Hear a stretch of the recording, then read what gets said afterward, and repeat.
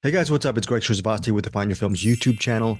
For this particular review, I will be covering, spoiler-free, this really interesting movie, and I feel like it's a very worthwhile film as well.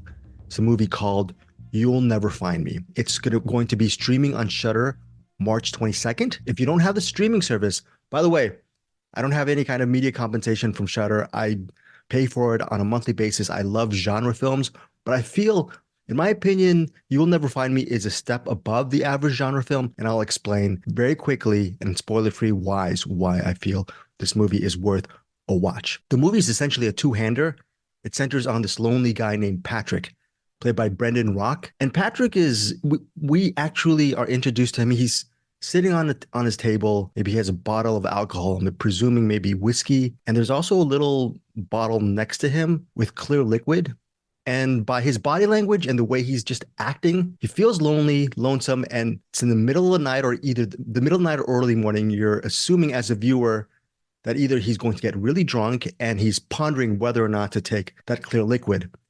Before he can do any of that stuff, there is a knock on the door of his mobile home. He lives in a trailer park, a very remote trailer park. It's in the middle of a storm, and an innocent girl, seemingly innocent girl, knocks on his door, and she has no name in this story. Her name, she's just known as, quote, the visitor.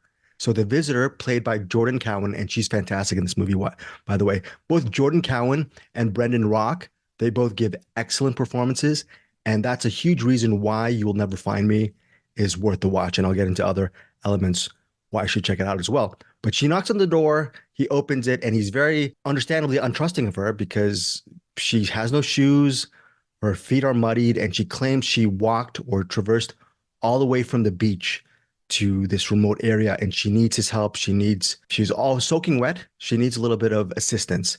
And he is initially reluctant to give any assistance to this stranger because he obviously he has no idea where she's coming from, what her motives are. Likewise, she's knocking on the door in this mobile home and she's trying to get maybe just a phone call. She needs immediate help, and she's giving a little bit of partial trust to this stranger to help her out through the next day.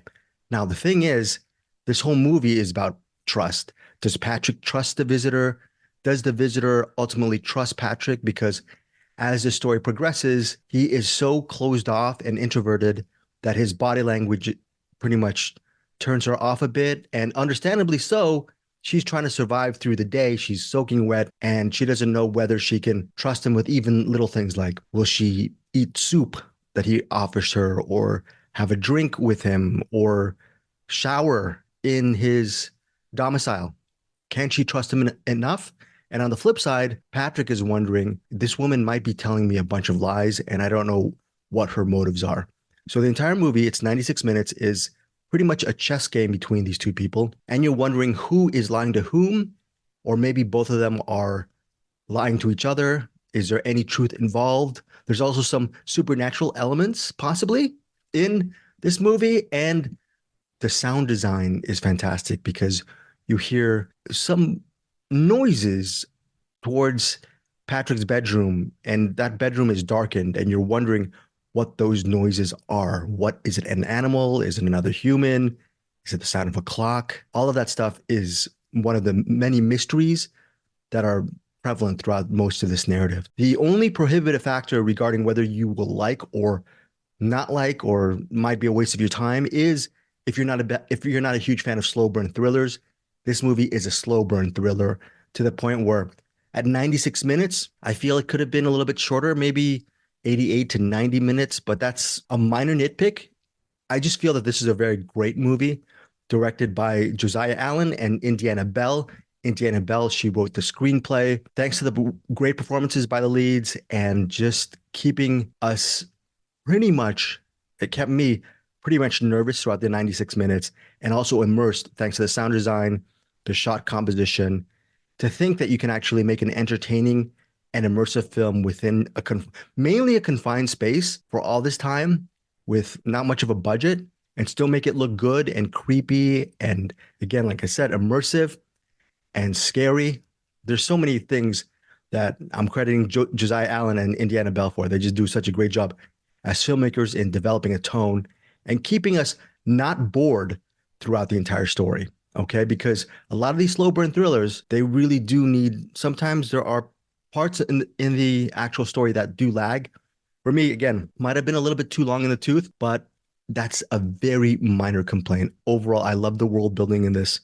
And for me, I was actually invested in the storylines behind The Visitor and as well as Patrick. I wanted to know who these people were, where do they come from, what are their motivations, how are they related to each other, do they have a important element in their respective lives and their relationship with each other.